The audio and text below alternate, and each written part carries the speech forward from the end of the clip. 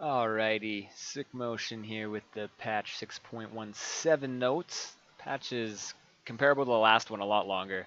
Last patch was like a 5-minute read through. This one will be a little longer, so we'll get into it here. Annie got some nerfs. Apparently her win rate's really high um, right now. I was unaware of that, but I guess it is. So Tibbers' bonus move speed is and attack speed after Annie's death decays faster. So maybe you can actually feel like you can escape. It is pretty demoralizing when Tibbers just guns you down, even though you killed Annie after. Ashe nerfs. Ashe is really popular right now, so saw this coming. The duration of her Q is a second less, as well as her arrow is doing less damage at levels 1 and levels 2. 50 less damage at level 1 could make the difference in a lot of those really early game fights when you don't actually have that much damage and rely on the base damage a little more. Corky, attacking boards no longer removes the package out of combat movement speed, so that's just a quality of life thing that'll feel good. Diana's pull range, max pull distance, is up by 75, which is quite a lot. When you consider that the max pull distance used to be 150, and now it's 225, it's increased by 50% of the original, so it's quite big. I haven't really felt how it feels to be pulled in by Diana from that far, so maybe she'll feel a lot better now. Because once she's not able to be hitting you anymore, or she has her cooldowns down, she kind of feels like weakish until you get your cooldowns back up, of course. So this will give her more opportunities to make plays, and sometimes that's all you need is just the opportunity to make a play. Rather than the damage if you're able to make a play, because if you're never able to make the play, the damage and all of that doesn't matter as much. Draven buffs here. Mana cost on his ult is down. Cooldown, however, is up early. Same at level 2, and then down 10 seconds at level 3. So that'll feel better later on in the game. Evelyn buffs straight across the board here. Her ult, I still think Evelyn's ult feels out of place, but Evelyn's ult is down 30 mana, 20 mana, 10 mana, depending on what level it is. Ezreal, there's a new Ezreal skin coming out, so of course they got to buff them so that they sell a lot of these skins. Of course, the attack speed per stack is dependent on your level from your passive.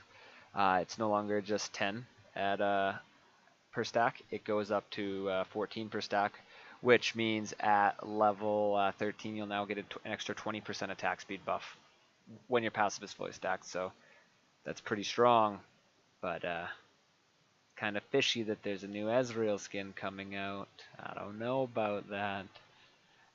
Let's see. Gangplank here is let's see.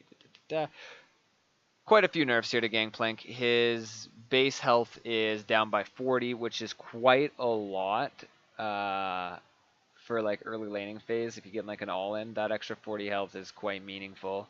Um, Remove Scurvy. The mana cost is up 20 at every level. Not per level, but 20 at any level that you get will be 20 more. So a little bit less sustain in lane early for that ability that already kind of got you out of a lot of really bad situations. Also healing you for a percentage if you're missing health. At least now its mana cost is up, so it won't be as spammable. Fixed a bug where the physical damage dealt to a barrel when detonating was proccing some lifesteal and spell vamp effects. So what I'm getting out of reading that is it's not the damage the barrel actually did, but the damage you did to the barrel to blow it up was actually healing you, which is broken. And the ult got a big nerf here, 20 seconds at level 1, 10 seconds at level 2, same at level 3. And the damage went down to 420 from 600. So that's a big damage nerf there. Damage nerf at level 2, and then the damage is almost the same but slightly less at level 3 as well. The problem I think that the Gangplank ult has is the huge utility of it. Being a champion that scales really well and scales really hard and is able to scale safely and farm safely due to his kit, the ability to use this ultimate to keep towers up, to participate in team fights from across the entire map like a true global ultimate, instant true global ultimate, is sort of broken. Pantheon can't ult that far. Things like that. Ashe can ult across the map, but the arrow has travel time. Any of those like traveling ults that go across the map have a lot of travel time. This thing instantly is there right away. That's what I think feels overwhelming about it. I think putting like a range, that maybe the range could go up throughout the game at each level, would have been a better change to tone him down early, because he's already scaling really safely. Add in some early kills or assists. Not only helps your team because now they're going to be able to carry you through the early game where you're scaling, but it also gets you some experience and gold that you wouldn't have had just sitting top lane while you're still sitting top lane. So that's kind of, I don't know. I think it's the wrong approach, but that's just my opinion. Gragas here, body slam is now 12 seconds cooldown at level 5, but it loses a second per level for the cooldown, but it's 16 at level 1. So actually, there's a pretty big nerf there for Gragas' mobility, and fixed a bug where he would sometimes dash through dudes. So that's going to be nice for Gragas. The explosive cast, rather than having a 0-second delay if you cast it on yourself, it now has a 0.55 second delay regardless of where you cast it. So it's a lot more predictable and a lot more you have a lot more opportunity to play around it. I actually played against the Gragas since this change was made, and it was a lot easier. Like playing Fiora, if Gragas ulted directly on top of you, you would actually have that half a second reaction to be able to actually use your riposte, or you could flash. You don't have to preemptively guess to flash the Gragas ult. You can see it go down, and then you have that half a second grace period. So Jace has some buffs here. The Thundering Blow mana cost is now 40 at all ranks rather than going up to 90 at level 5. Most Jaces, I mean, unless something changed and can't think about it, will level up their E last. Q first, and then your W scaling makes your AD more useful as you level that. If you level W second, and then leveling E last was kind of the common thing. So this will give you some mana off of your E like later on in the game. Unless you are leveling it early, then it'll feel really good. The situation, like a lot of Jaces will build tier. If you're having a tier, that extra mana is not going to feel too bad later on in the game. If you're not building a tier and you want to do that route, it'll feel a lot better not having to spend an extra 50 mana every time you want to use your E. As well as the empowered attack ratio in your R, your transform, not really your ultimate for Jace, just your stance, is now a 0.4 attack damage ratio rather than a 0.4 AP ratio. So that's actually a really nice buff there. You never really got AP on Jace, so like having an AP ratio on that wasn't very helpful at all. And fixed the bug where Jace could be locked out of basic attacking for a short duration upon swapping, so that's going to be some nice quality of life there. Jhin, really strong. I think he's the most popular picked AD carry right now.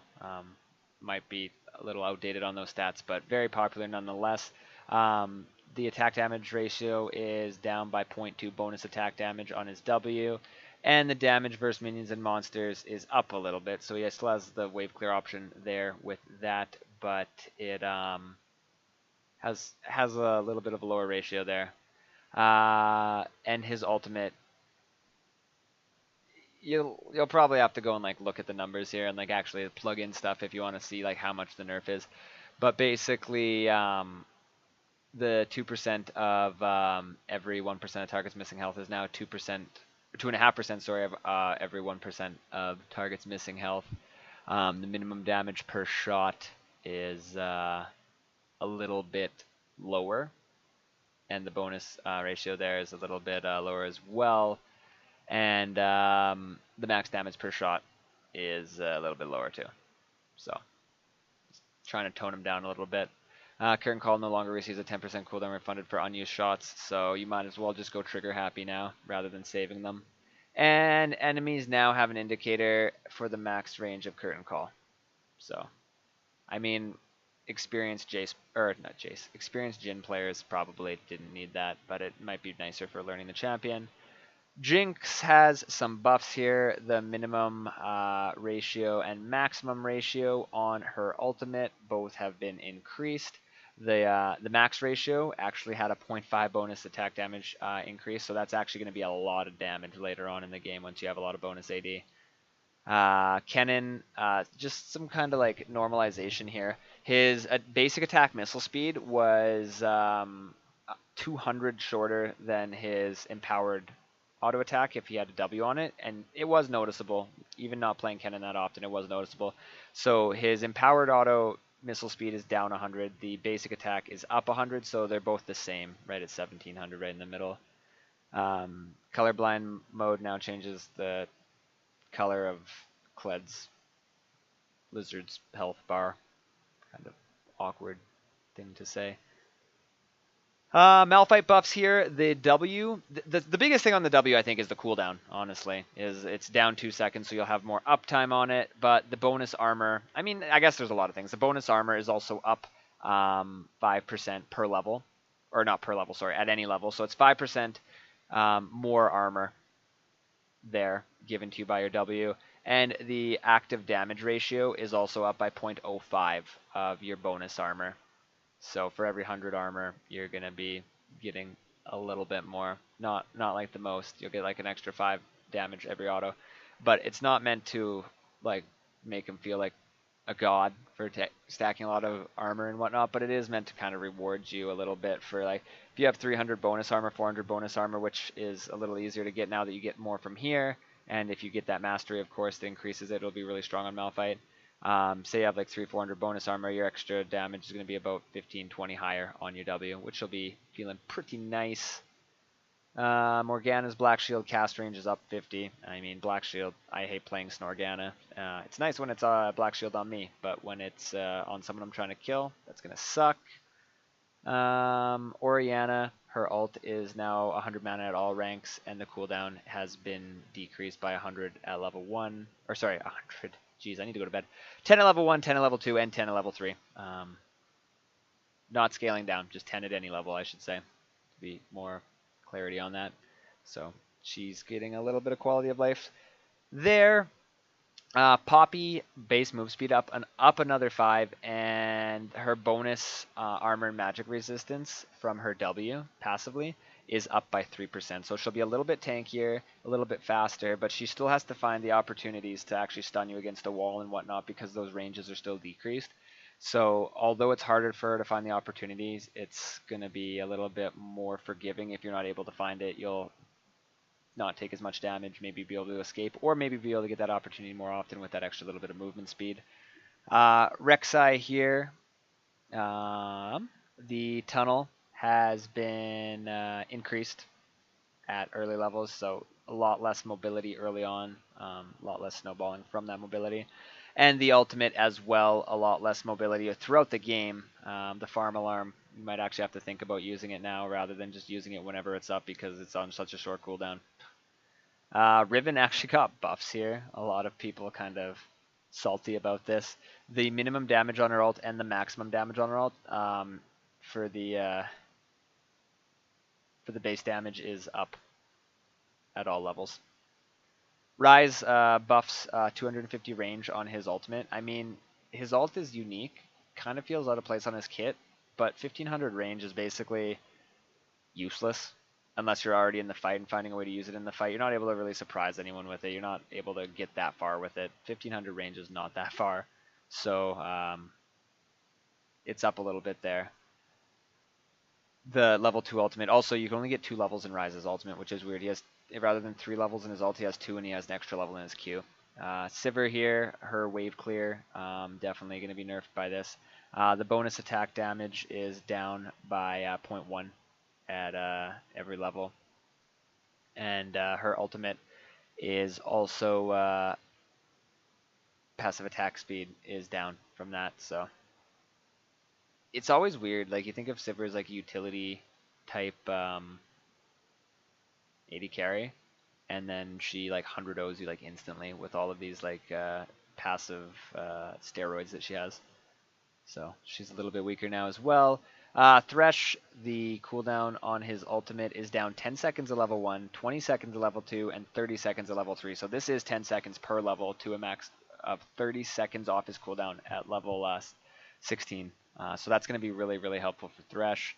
Trundle, Pillar of Ice cooldown is down by 1 second at level 1. Same at level 2, and then it starts going up at level 3, 4, and 5. So at level 5, it's actually 3 seconds longer than it currently is, so less opportunities to make those picks. At that point, unless you're like playing support Trundle, you're probably leveling your Pillar Last anyway, unless you're going for utility on it. So at that point, you have a lot of CDR anyway, but either way you look at it, it's going to be 3 seconds longer, so that's pretty painful for the opportunities to make plays. Vayne buffs, the Vayne buff, Riven buff patch, everyone's in an uproar. The damage ratio on her tumble is now up by 0.2 of her total attack damage. That includes the base at max level there. Early levels, it's still the same, and then it kind of scales up slowly. Veigar gets more passive AP on Sister Kill, 2 more, so it's 5 instead of 3. And they fixed a bug where if you cast the Event Horizon like into the wall a specific way that it wouldn't actually show the warning indicators. It would just kind of be it would still have the delay, but it would just like appear instantly, and that was frustrating to play against. Vi passive cooldown early levels is down by 2 seconds at level 1, so that'll help her early clears, early ganks, early team fighting stuff, early everything basically for damage reduction. And her Q is also 2 seconds off the early part, and scales down to the exact same way as it is right now, but more opportunities for her to get ahead early with that.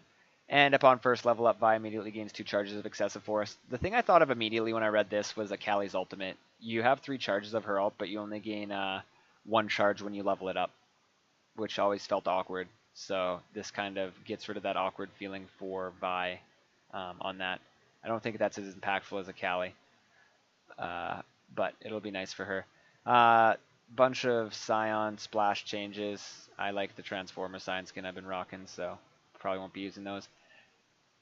Interesting change to towers here. So champions within the enemy turret attack range now draw turret aggro when attacking an enemy champion within 1400 range of the turret. Turret attack range is still unchanged at 775. The way this worked before, and a lot of people weren't even really aware of this, so it might not really affect people's kind of expectations if they didn't know this, but for those who did, it is changed. If you were attacking a champion and you were underneath a turret, but the turret, the enemy champion wasn't in attack range of their own turret, it wouldn't aggro you. So you could be in aggro range of the turret. This is, of course, if the turret's shooting something else. It's got to be like shooting minions or something. It's not aggroed onto you just by proximity and nothing else to shoot at.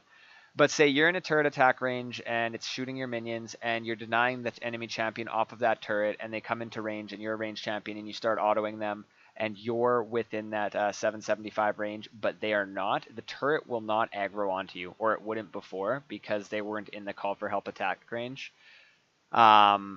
Now it is at 1400, so if they're within 1400 units of that turret, the turret will shoot you as long as you're within 775. It sounds a little bit confusing. It makes a lot more sense this way, I think.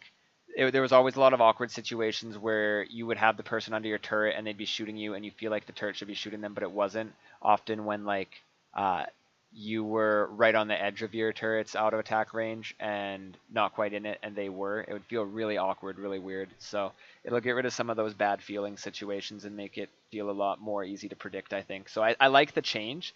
It's just kind of weird that it took this long to make that change.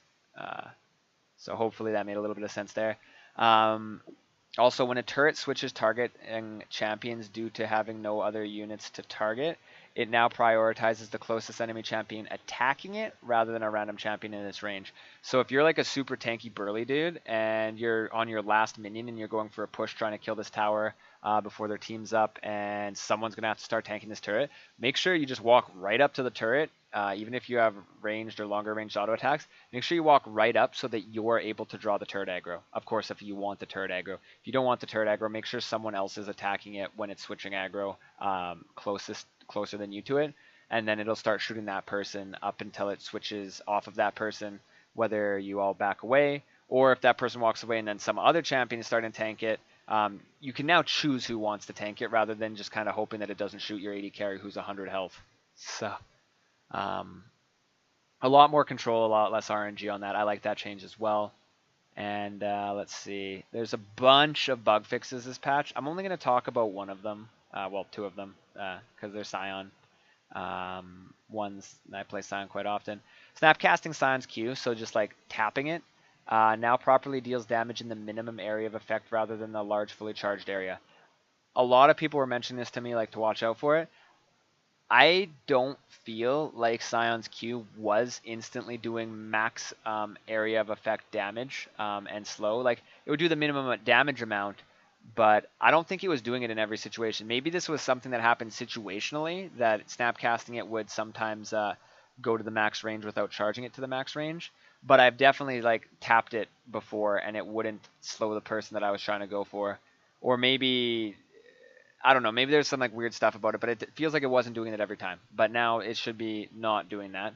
As well as snap casting, or sorry, reading the same thing again. Fix the bug where launching a minion with Scion's E while it was knocked up by his Q sometimes caused the minion to deal no damage to units it passed through. I'm hoping it also fixed the thing where it sometimes just didn't send the minion to do anything. That was an annoying interaction of a bug. I've missed some kills because I would knock up a bunch of minions in front of the champion that I also knocked up, and then have my E up to shoot through them to get the kill, and then it would just kind of fizzle. Um, Annoying. Normally, I don't talk about the bug fixes and the patches, but that one kind of affected me and maybe some other people who watch the stream and play Scion as well because of that. So that's it. I'm not going to go over any of those other of those. There's that Ezreal skin that I talked about that Ezreal got buffed in the same patch that he's getting skin. Kind of feels weird. Corki skin's really awesome. I haven't seen the Ari skin, but I've seen the Corki skin. The sound effects on it are cool. And there's Arcade Misfortune, Cottontail Teemo, Shockblade Zed, High Noon Yasuo, and Warring Kingdoms in Zhao Chromas. I didn't even play that last champion I named. I don't really play any of those champions, so don't really care about the chromas. But the Teemo one's kind of funny, different colored bunny suits, and I'm sure the Yasuo one will get quite a few uses. Look at those different colored hats, totally awesome. Anyway, that's it for this patch, guys. Thank you for watching. If you found it helpful, make sure to hit the like button, sub to the channel if you haven't already, and would like to see more content like this. I have quite a few games, probably like a dozen or more, that I've saved from the leveling up, or not the leveling up, but the account that I did level up and started a fresh ranked climb on it with no previous MMR, so that it started kind of at a lower rank. It climbed a lot faster than I was expecting it to with no previous MMR. I mean, like it was the rating was after like 10 or 15 games, like silver 1 or silver 3 or something, and I was playing like high golds. By the time it was gold 5, I was playing into mid plat to high plat a lot of the games, because the MMR is what affects what players you get in your games, not the current metal division. But regardless, we got a bunch of games that we were able to pull off of that. I put them on YouTube. A lot of them have been uploaded, so I'll start to release those probably in the next like maybe like weekish. I'll start releasing those like one at a time here and there, and then build those up so that we have some lasting type of stuff to go back and look at that I thought would have been helpful for someone wanting to get better at the game to watch, because those games, the whole point of it, and those ones that I selected were good examples of it, which is why I selected them, was to do heavier commentary and have more opportunities to do commentary, playing at a lower level of play, both because I don't have to focus and try hard as much, and also because the players give you more opportunities with their inexperience, and I was able to capitalize on those and explain how I was doing that. So a lot of people have been watching and enjoying those streams. I got a lot of good feedback about that. But we will we'll be getting those on YouTube in the next like couple, maybe like a week here. Start releasing them. I'm not gonna just drop them all at the same time. We'll release them like slowly, so people don't feel like you have to binge watch them all. You can just watch here and there, and if you don't want to watch the one that got released, then you don't have to, type thing. But I've been being asked a lot when I'm actually going to start doing those, and if those are coming out, and they are. So really long wind down to this. Social media links in the description as always. Sorry for the run-on ending here. Take it easy, guys. We'll see you next time.